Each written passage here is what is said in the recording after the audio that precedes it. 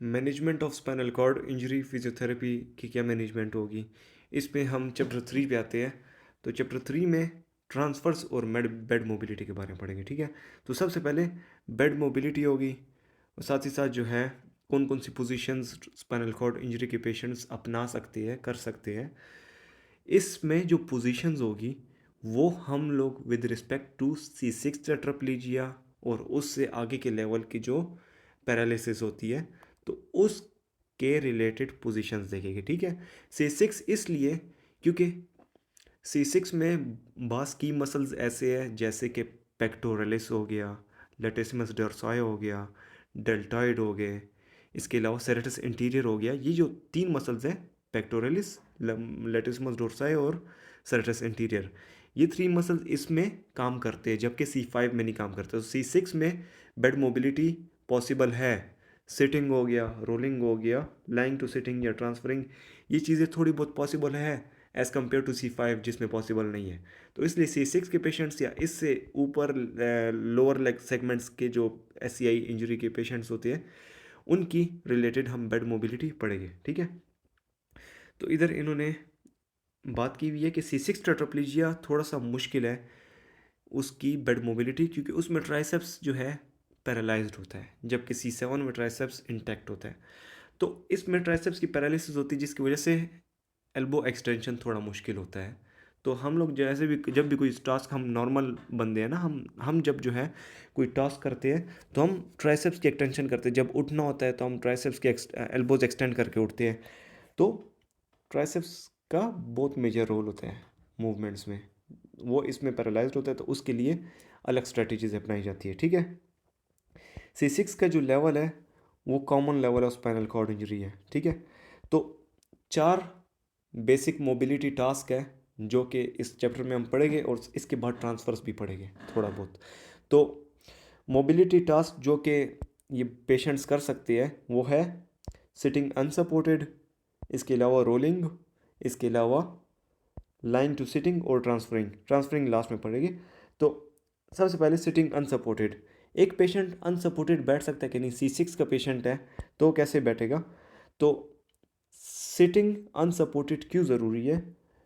एक पेशेंट जो कि ट्रांसफ़र करना चाहता है बेड से व्हीलचेयर में तो उसको सबसे पहले सिटिंग वाली पोजीशन में होना चाहिए, उसके बाद ही कर सकेगा। इसके अलावा ड्रेसिंग उसने करनी हो तो सिटिंग वाली पोजीशन में ड्रेसिंग खुद कर सकता है अपनी।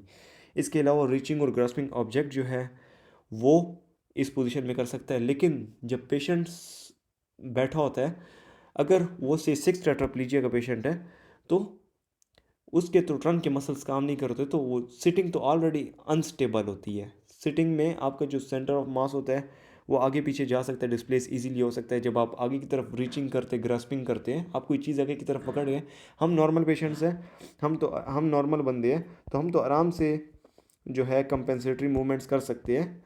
लेकिन जो टेट्राप्लेजिया या पैराप्लेजिया के पेशेंट्स होते हैं वो एक साइड पे गिर गिर सकते हैं, टेंडेंसी टू फॉल होता है। ठीक है, तो वो अलग स्ट्रेटजीज इस्तेमाल करते हैं जिसके थ्रू वो अपने आप को सपोर्ट कर सकते हैं और गिरने के चांसेस उनके कम हो सकते हैं। ये जो तीन की मसल्स है ये C6 टेट्राप्लेजिक पेशेंट में ये काम कर रहे होते, फंक्शनल होते हैं जिसके थ्रू ये अपने आप को ट्रंक स्टेबल कर सकते हैं। सही हो गया। ये जो थ्री मसल्स है ये तो पोस्चरल मसल्स नहीं है लेकिन they can take on the role of postural muscles and help in stability, trunk stability. ठीक है, लेवल ऑफ इंडिपेंडेंस जो है C6 टेट्राप्लेजिया वाले पेशेंट्स का ऊपर है एज़ कम्पेयर टू C5 क्योंकि वो रीज़न मैंने बता दी कि इसमें तीन मसल्स होते हैं जो कि काम कर रहे होते हैं।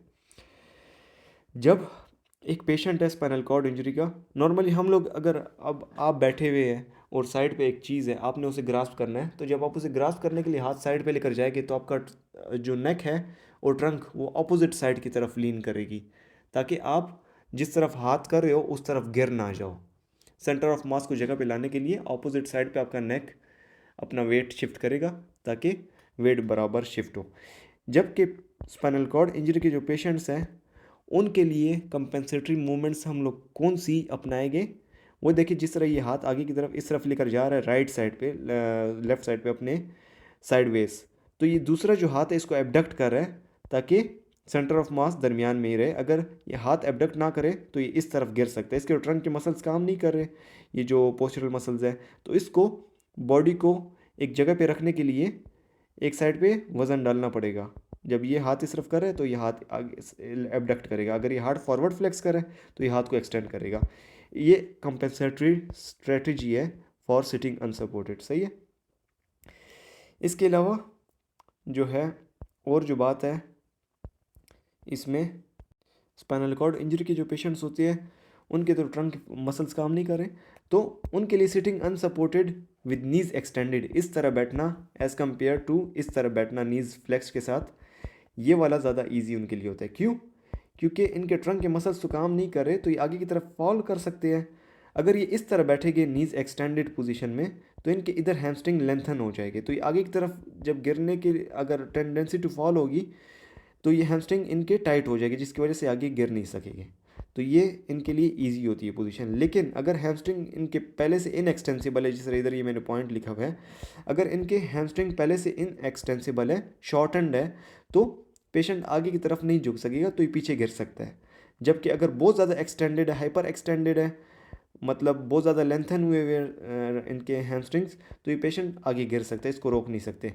तो hamstring can prevent back forward falling but it can not prevent sideways fall.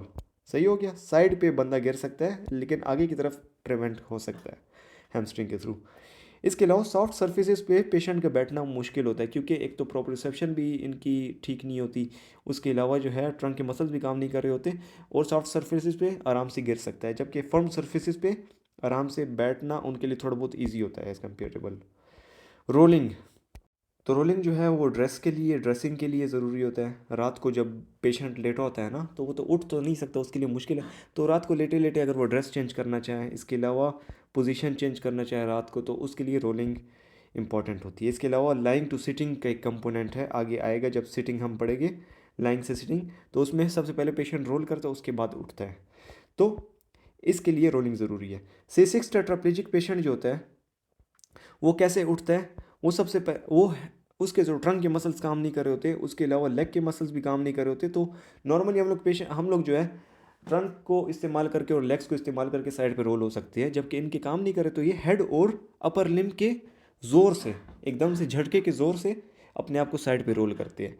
लेकिन ये अपने आप को जब तेज़ी से रैपिडली स्विंग करते हैं आर्म, तो इसकी वजह से एंगुलर मोमेंटम बनती है और इस तरह बॉडी जो है साइड पे रोल हो जाती है।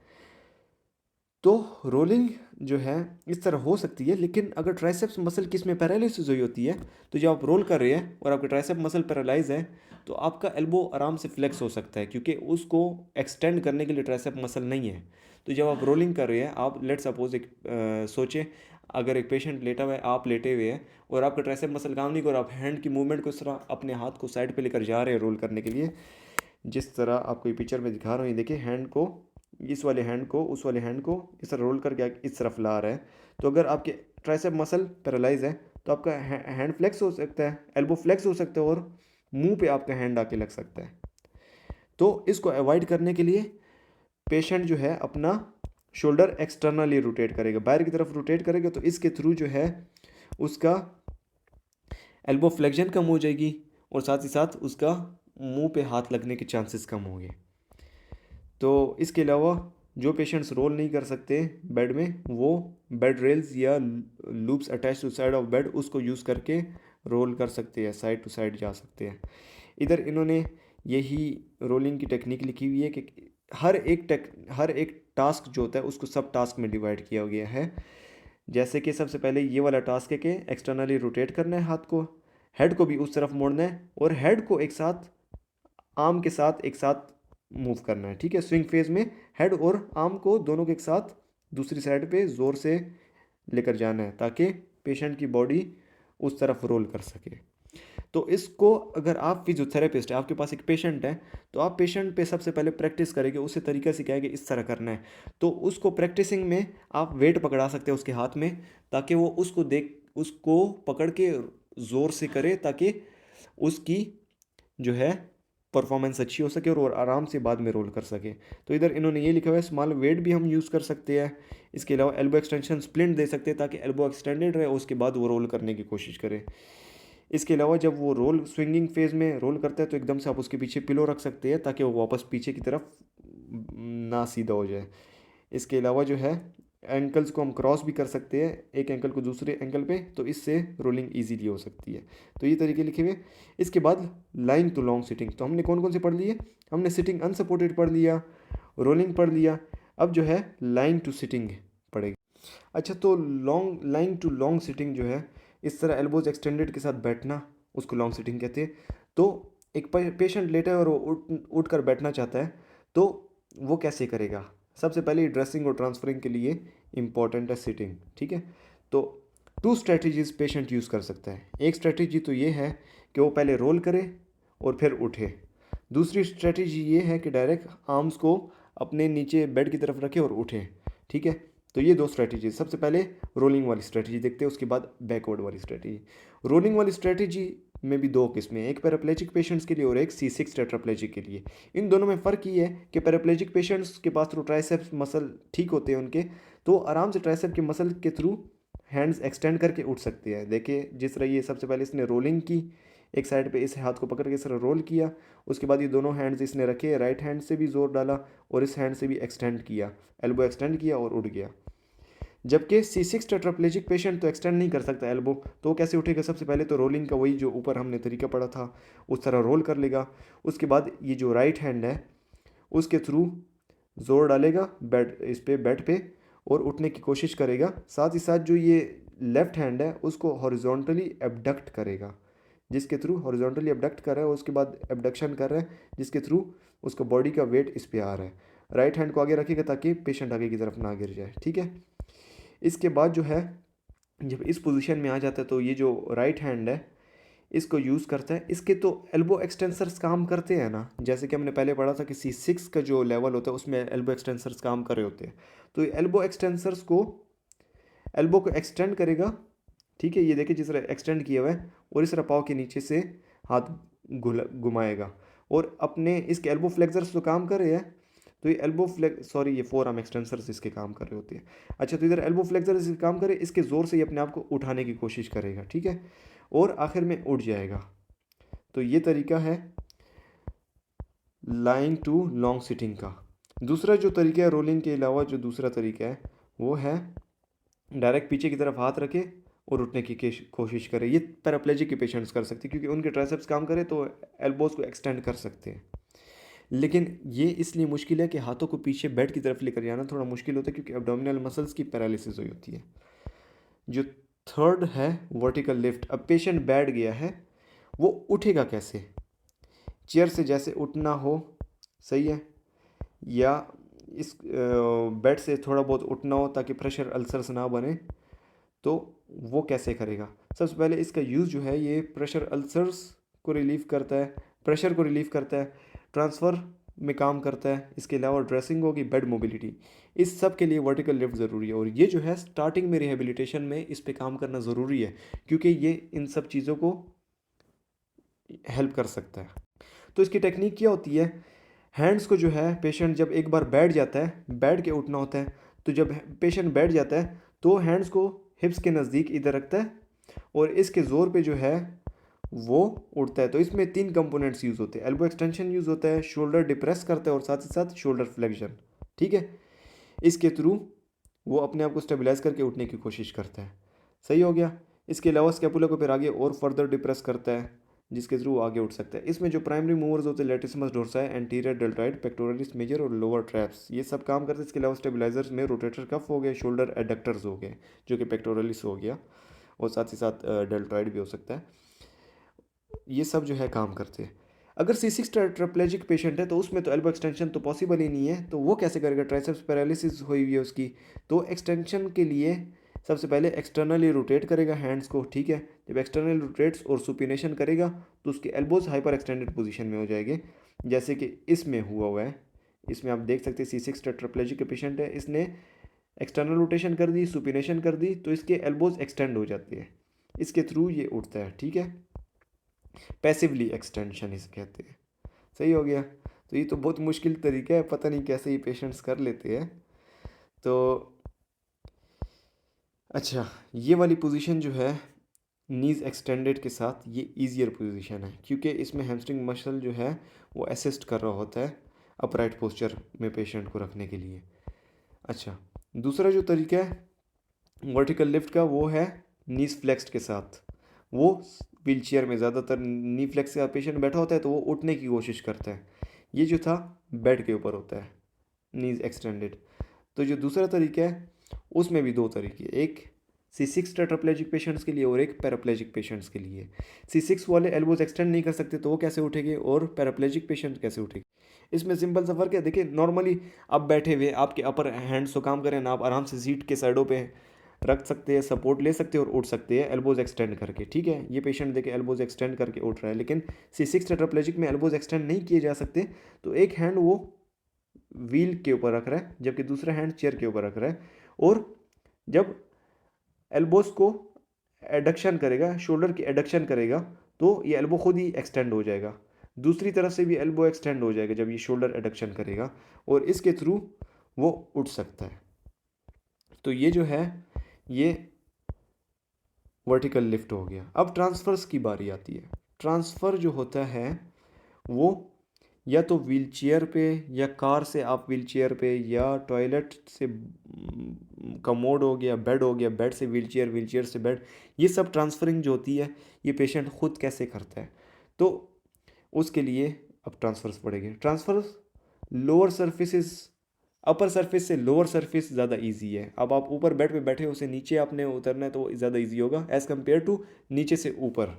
ठीक है, तो इसमें दो स्ट्रेटजीज यूज़ होती है, एक है रोटेटरी स्ट्रेटजी, एक ट्रांसलेटरी स्ट्रेटजी। रोटेटरी स्ट्रेटजी ये होती है कि आपने लेग्स नीचे रख दिया, आप जो है इधर इन्होंने लिखा हुआ है कि trunk forward and rotating the trunk about the shoulders.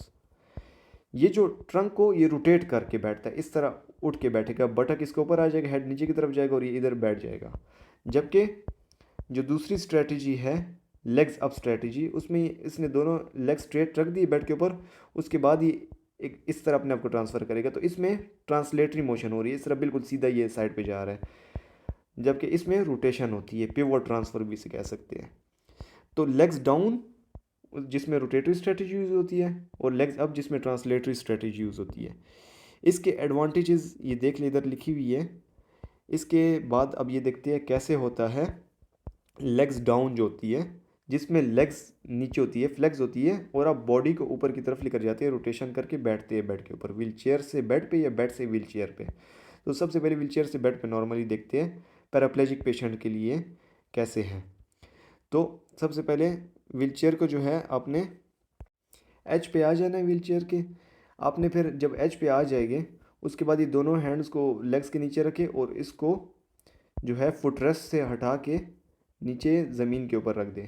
इसके बाद आप एक हैंड को जो है बेड के ऊपर रखते हैं और दूसरा लेफ्ट जो है corner of the wheel chair, और एक्सटेंड करके आप उठ जाते हैं। फिर उसके बाद जब उठ के बैठ जाते हैं रोटेशन करके, देखिए इधर से रोटेशन कर और बैठ रहा है, लेग्स एक ही जगह पे है और ये बॉडी रोटेशन करके बैठ रही है।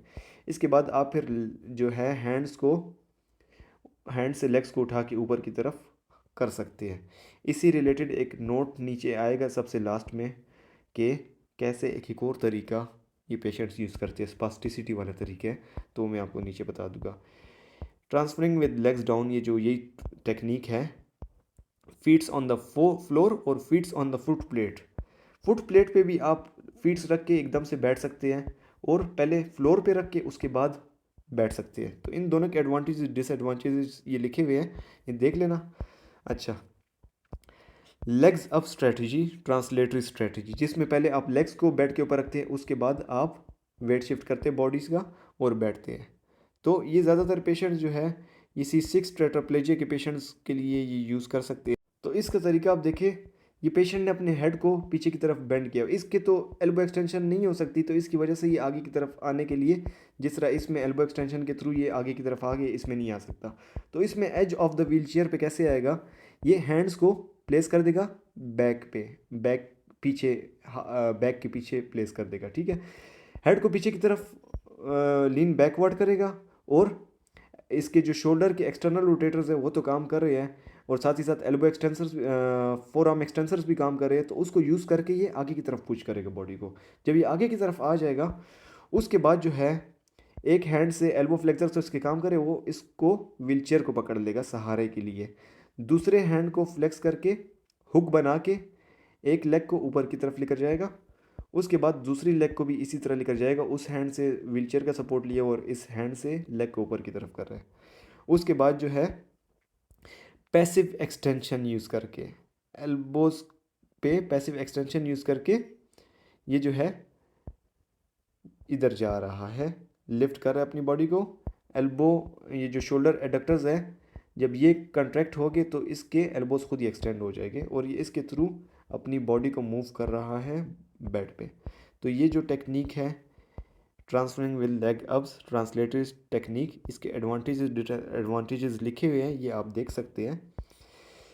अच्छा, जब पेशेंट ये ट्रांसफ़र कर रहा होता है, इसमें स्लाइड बोर्ड का भी यूज़ कर सकता है। क्यों? क्योंकि बटक्स जो है, बटक्स जैसे ये आप देखिए ये पिक्चर, ये जो बटक्स ये जब ट्रांसफ़र करा तो इसके बटक्स बार बार इस ये जो बैक व्हील है इसके साथ टच होता है, इरिटेशन हो सकती है, साथ ही साथ जो है स्किन डैमेज हो सकती है, प्रेशर अल्सर्स बन सकते हैं। तो इसकी वजह से आप स्लाइड बोर्ड भी यूज़ कर सकते हैं। स्लाइड बोर्ड जो है एक तो गैप को कम करता है, इसके अलावा जो है इसको थोड़ा सा एंगल देते हैं ताकि इसमें रोटेशन बंदा जब करता है तो रोटेशन कर सके। तो ये इसके एडवांटेजेस हैं। वर्टिकल ट्रांसफ़र लास्ट टॉपिक है। तो वर्टिकल ट्रांसफ़र जो है किसे कहते हैं? जब एक पेशेंट ने व्हीलचेयर से उतरना है, नीचे ज़मीन पे बैठना है या ज़मीन से वापस व्हीलचेयर पे बैठना है, तो उसको वर्टिकल ट्रांसफ़र कहते हैं। ठीक है, ये क्यों ज़रूरी होती है? ये इसलिए ज़रूरी होती है क्योंकि एक पेशेंट अगर स्पोर्ट्स खेल रहा है या गिर जाता है व्हीलचेयर से, तो व्हीलचेयर पे वापस कैसे बैठेगा? वर्टिकल ट्रांसफ़र के थ्रू। अगर एक पेशेंट ने नीचे बैठना है, लेट सपोज लेजर एक्टिविटीज़ के लिए, जैसे वो पिकनिक के लिए जा रहा है तो फैमिली के साथ नीचे बैठना चाहता है ज़मीन पे, तो व्हीलचेयर से उतर सकता है वर्टिकल ट्रांसफ़र के थ्रू। उसकी टेक्निक क्या है? सबसे पहले पेशेंट व्हीलचेयर को अपने साइड पे ले आता है, ठीक हो गया। उसके बाद जो है हिप और नी फ्लेक्स कर लेता है। फिर जो है ये हैंड एक राइट हैंड को इधर ऊपर रख देता है, जबकि लेफ्ट हैंड को नीचे ज़मीन की तरफ, ठीक है, ग्राउंड की तरफ, हिप्स के साथ। ये राइट हैंड को इधर से शोल्डर को एडक्ट करेगा, एडक्शन करेगा, जिसकी वजह से बॉडी इसकी लिफ्ट होगी, और लेफ्ट हैंड को एबडक्ट करेगा, जिसके थ्रू ये बैठ सकेगा। तो आखिर में ये बैठ जाता है। C6 वाले पेशेंट्स के लिए तो बहुत ही मुश्किल है, जबकि जो पैराप्लेजिक पेशेंट्स हैं उनके लिए भी मुश्किल है। जो पॉइंट जो मैंने कहा था लास्ट में एक बताऊंगा, स्पास्टिसिटी। स्पास्टिसिटी असिस्ट भी कर सकती है पेशेंट को इस ट्रांसफर्स में, और हिंडर भी कर सकती है उनके ट्रांसफर मोबिलिटी में। असिस्ट कैसे कर सकती है कि जैसे C6 टेट्राप्लेजिक पेशेंट है, मैं इधर आपको बताता हूँ। जब ये बैठ रहा है तो इसको लेग्स को ऊपर की तरफ लेकर जाना है, बेड की तरफ। तो इधर ये देखिए इसके नीज फ्लेक्स हो रहे हैं, इसको तो ये एक्सटेंड नहीं कर सकते क्योंकि इसके क्वाड्स मसल काम नहीं करे। तो ये इस अगर क्वाड्स मसल को टैप करे तो जो स्पाइनल कॉर्ड इंजरी के पेशेंट्स होते हैं उनके मसल्स जो है अबनॉर्मल एक्टिविटी शो करते हैं, उनको अगर टैप करे तो एकदम से स्पाज्म में चले जा सकते हैं। तो ये क्वाड्स को अगर टैप करे तो इसके नी पे एक्सटेंशन हो जाएगी, क्वाड्स मसल जो है क्वाड्राइसेप्स वो स्पाज्म में चले जाएगा, नी एक्सटेंड हो जाएगा, तो इसका लेग स्ट्रेट हो जाएगी। तो इसके थ्रू ये इजीली बेड के ऊपर रख सकता है। तो ये इसके लिए एक असिस्टेंस भी प्रोवाइड कर सकता है। इसी के साथ ये चैप्टर 3 ख़त्म होता है।